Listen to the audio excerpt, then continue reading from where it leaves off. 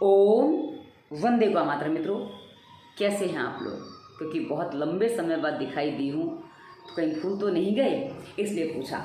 अच्छा, एक बात और बताऊं कि कई बार आप लोग प्रश्न करते हो कि आप कहाँ हो, क्या कर रहे हो, क्यों आपकी वीडियोस नहीं आ रही। कुछ लोगों ने ये भी प्रश्न किए, तो मित्रों उसको पहले छोटा सा शॉर्ट में बता दूं कि पिछले साल 1 साल में मेरा हीमोग्लोबिन 2 से 3 के बीच में रहा है।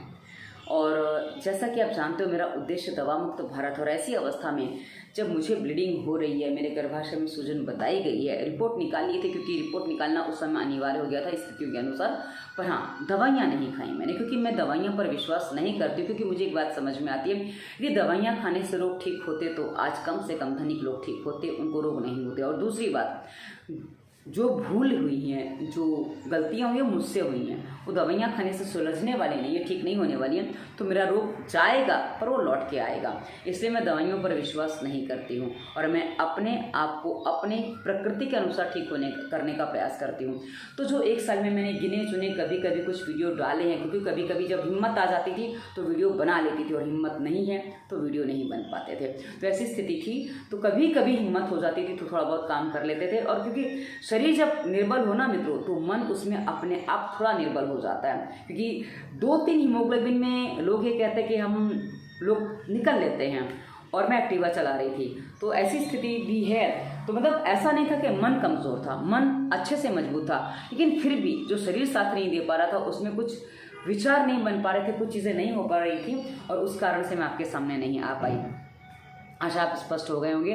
तो चलिए आज हम आज के विषय की बात करते हैं। मित्रों, आज का विषय जो हमने लिया है कि कई बार हमारे जीवन में कुछ ऐसी स्थितियां बनती हैं कि जीवन में कुछ घटनाक्रम हो रहा है, कुछ हो रहा है, तो रोग भी आ रहे हैं, हम काम भरपूर कर रहे हैं, लेकिन फिर भी मन से तनाव, टेंशन या कहीं कुछ भ्रम, कुछ अलग तरीके की जो होते ना कि कुछ ऐसे विचार आते जो समझ में नहीं आता क्या है, वो सब निकलता नहीं है।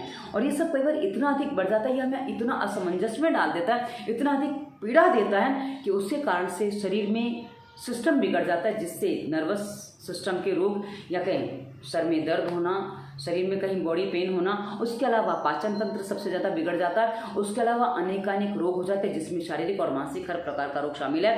और कुछ लोग तो डिप्रेशन तक चले जाते हैं, और डिप्रेशन के बाद उनको लगता है कि जीवन में कुछ जीने जैसा ही नहीं है, और बहुत बड़ी भूल भी कर लेते हैं। तो ये आप क्यों कर लेते हैं, कैसे हो जाता है, क्या क्यों यह असमंजस बन रही है, आज हम इसी विषय पे चर्चा करने वाले हैं। तो वीडियो के निर्देशों को ध्यान से सुन के समझिएगा, क्योंकि क्या है ना, ये जो मैंने वीडियोस नहीं बनाए हैं उस समय मैंने कुछ स्टडी की है, कुछ पढ़ा है, उसमें काफ़ी कुछ समझ में आया, उसी में से कुछ बातें आपके सामने रखने जा रही हूँ। और ये वीडियो आपको कैसा लगा कमेंट में अवश्य बताइएगा, ये सुनने के बाद पूरा। पहले वीडियो पूरा सुन लीजिए, आगे बढ़ते हैं। हमारे साथ क्या होता है वो समझिए पहले, कि हम कई बार जो समझते हैं वो कैसे समझते हैं। हमने कुछ पढ़ा है, कुछ देखा है। अभी जो हमने देखा है वो किसी सीरियल में भी देखा हो सकता है, किसी सीरीज में देखा हो सकता है, या आसपास किसी कहानी में पढ़ा हो सकता है। क्योंकि जो हम पढ़ते हैं उसमें भी कभी कभी हमारा मस्तिष्क वैसा चलता है, या हमारे आसपास किसी बड़े बुजुर्ग ने, या किसी हमारे फ्रेंड ने, किसी मित्र ने, किसी सहयोगी ने, या कहीं से भी हमें कुछ जानकारी मिलती है, वो हमें जो अच्छा लगता है, जो हमें लगता है कि भाई ऐसा होना चाहिए, कुछ ऐसी बातें हमारे मस्तिष्क में बैठ जाती हैं। जब मस्तिष्क में बातें बैठ जाती हैं तो उसके आधार पर हमारी मानसिकता का निर्माण होता है, जो तय करती है कि हमें कैसा होना चाहिए। आशा आप समझ रहे हैं। तो हमें कैसा होना चाहिए उसका निर्माण करता है, और उसके आधार पे फिर हम अपने आप को जज करते हैं कि मुझे ऐसा होना चाहिए। हम डिसाइड करते हैं कि मुझे ऐसा होना चाहिए, किंतु कई बार हम इन सब चीज़ों के आधार पर जो डिसाइड करते हैं हम वैसे हो नहीं पाते हैं। पर एक बात बता दो मित्रों, जो समस्याएं हैं, कहा जाता है कि हर समस्या का समाधान है, अर्थात जो ब्रह्मांड की समस्याएं हैं उनका समाधान ब्रह्मांड के पास है। ये पिंड है, और हमने आपने भी सुना होगा, जो ब्रह्मांड में है वही इस पिंड में है। ब्रह्मांड पंच तत्वों से बना है, ये पिंड भी पंच तत्वों से बना है। तो इस ब्रह्मांड यानी कि इस पिंड के भी समाधान इस पिंड के भीतर, क्योंकि जो समस्या हमारे भीतर से जन्मी है उसका समाधान भी हमारे भीतर से ही मिलेगा। बाहर से भी आप समाधान ढूंढने जाएंगे, किसी से प्रश्न करेंगे, किसी से पूछेंगे, तो वह अपनी मानसिकता, अपनी सोच के अनुसार, अपनी समझ के अनुसार आपको बताएंगे कि आपके साथ ऐसा हो रहा है, ये हो रहा है। और उसके बाद क्या होगा, आपको कुछ दवाइयाँ दी जाएंगी, रिपोर्ट निकाले जाएंगे, पर उससे समाधान नहीं होना है। इसलिए मैंने आपको पहले ही कहा कि मैं अपनी ब्लीडिंग के लिए भी मैंने दवाइयाँ क्यों नहीं खाई हैं। रीज़न उतना ही है कि जो समस्या मेरे शरीर के भीतर के सिस्टम के बिगड़ने से, कुछ सोच विचार समझ के सिस्टम के बिगड़ने से आई हैं, वो बाहर की दवाइयाँ ठीक नहीं कर सकती। ये मुझे समझ में आता है और तभी मैंने उद्देश्य अपना दवा मुक्त भारत बनाया था, अन्यथा वो उद्देश्य बनाने जैसी कोई विषय ही नहीं था। अब स्थिति क्या बनती है उस पर हम आते हैं। मित्रों, जब आप अपनी समस्या को ढूंढने का प्रयास करेंगे तो आपको आरंभ में कुछ नहीं मिलने वाला, क्योंकि कहाँ विचार करें, कहाँ चिंतन करें, कुछ समझ में नहीं आ रहा है। और यदि आप समाधान प्राणायाम के माध्यम से करने का प्रयास करो, क्योंकि मेरे पास प्राणायाम करने वाले भी कॉल आते हैं, मैसेज आते हैं कि दीदी हम प्राणायाम करने बैठते तो हमें मन नहीं लगता, मन बहुत अधिक बेचैन होता है, घबराहट होती है, चिंता होती है और एकदम से हम उठ के खड़े हो जाते हैं और प्राणायाम नहीं कर पाते हैं। तो उसमें भी इससे समाधान मिल जाएगा, इसलिए पूरी बातें बता रही हूँ। मित्रों, आपको सबसे पहले क्या करना है, अभी प्राणायाम भी नहीं करना, अभी खाली स्वास्थ्य नियम का पालन करना आरंभ करना। वीडियो डिस्क्रिप्शन में लिंक मिल जाएगा। यदि ऐसी समस्याएं तो अब आपको क्या करना है, शाम को जब आप बिस्तर पे जा रहे हैं, पर बिस्तर पे जाने का समय मैं आपको बता दूं 10 से 10:15 का होना चाहिए। आप 10:30 भी मत बजाइए, 10:30 बजे आपको सो जाना चाहिए। आप बोलेंगे हमारे यहाँ हम तो आता ही ऑफिस से इतना लेट है, ये है वो दुनिया भर की बातें। तो मित्रों, आप अपने काम की दिशा को सुधार सकते हैं यदि आप अपनी दशा को सुधार सकते हैं तो। पर कोई बात नहीं, आप जब भी सोने जा रहे हैं तो वहाँ पे हम कर लेते हैं कि जब आप सोने जा रहे हैं, आप बिस्तर पे जा रहे हैं, उस समय आपको क्या करना है, वैसे 10 सवा 10 का समय अच्छा है, यदि नहीं तो फिर जो समय आप सोने जा रहे हैं उस समय आपको क्या करना है, खाली पहले अपने हाथ पैर धोने हैं। हाथ पैर अच्छे से धो के उसको रगड़ के पोंछ लीजिए। हाथ यहाँ से धोइए दोनों, और पैर भी ऊपर से, घुटने के ऊपर से पैर धोइए और अच्छे से चेहरा धो लीजिए। इसमें थोड़े बाल भी गीले हो जाएंगे तो चलेगा, ताकि अच्छे से पूरा सब धुल जाए और आपका मन मस्तिष्क थोड़ा सा जो ऊपर से गर्म था वो शांत हो जाए। या हो सके तो आप स्नान कर लीजिए। स्नान ठंडे पानी से करेंगे तो अच्छा है, अन्यथा जैसे जैसे आपको स्नान करते बने वैसे जैसे स्नान कर लीजिए। और स्नान करने के बाद आपको क्या करना है, आपको एक अच्छे से बड़ा सा आसन बिछाना है जिस पर आप पूरी तरह से आ जाए, और उस पर आपको हाथ जोड़कर सीधी पीठ करके बैठ जाना है।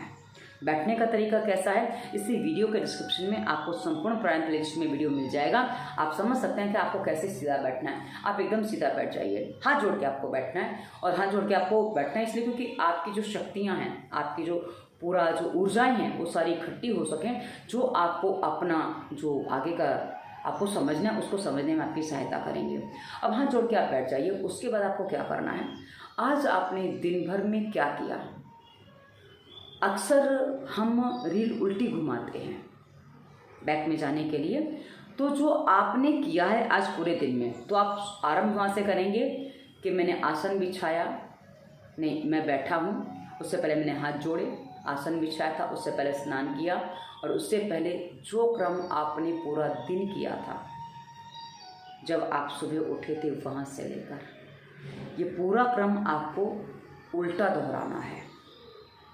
जब आप इस क्रम को उल्टा दोहराएंगे, और इसमें आपको 2-3 बातें ध्यान रखनी, वो भी मैं आपको बता दूंगी, और एक एक छोटी छोटी घटना पर आपको ध्यान देना है और उसको उस समय एनालाइज करना है कि ये क्यों किया मैंने, और जो आपने किया है उस पर थोड़ा सा प्रश्न ये करिए कि जो मैंने किया है ये उचित है, सही है, क्या मुझे ऐसा करना चाहिए था, या इसके किए बिना नहीं चल सकता था, या इसके किए बिना चल सकता था, ये आपको समझना होगा।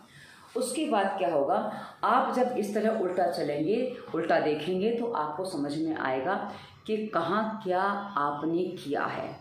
और कई बार क्या होता है मित्रों, हमारे साथ एक समस्या होती है कि हम जब कोई काम कर रहे होते हैं उस समय हम उतने होश में नहीं होते हैं, उतने अपने आप में नहीं होते हैं, और जो सामने आया उस अनुसार हम वो गतिविधियाँ क्रिया कर देते हैं। जैसे किसी ने गाली दी, हमने उसको लौट के गाली दे दी, लेकिन बाद में यदि हम विचार करते तो पता चलता है गाली नहीं देते तो चल जाता, उसने ऐसा किया मैंने ऐसा ना किया तो चल जाता।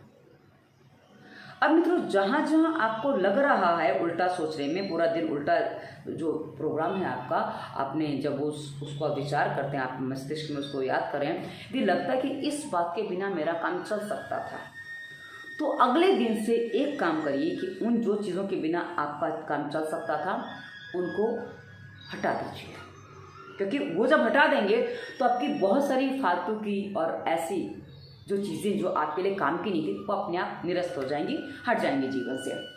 अब जैसे जैसे आप इसका अभ्यास करेंगे, पहले दिन करेंगे, दूसरे दिन करेंगे, यदि आप इसका अभ्यास लगातार 21 दिन कर लेते हैं, 21 दिन के अंदर यदि आपने इसका अभ्यास ठीक से किया है तो आपकी 2-3 स्थितियां बन जाएंगी।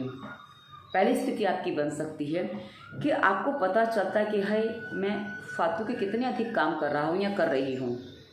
ठीक है, पहली बात। दूसरी बात, आपकी बहुत सारे काम छूट जाएंगे।